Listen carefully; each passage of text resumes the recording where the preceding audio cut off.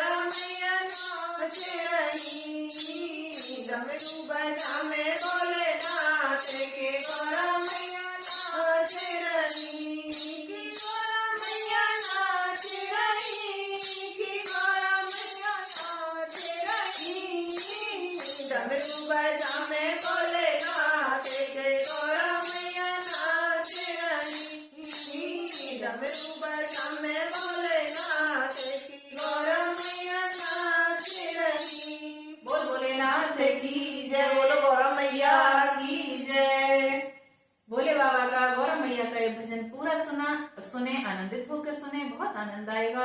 और कमेंट करके बताएं कि कैसा लगा। जय भोलेनाथ।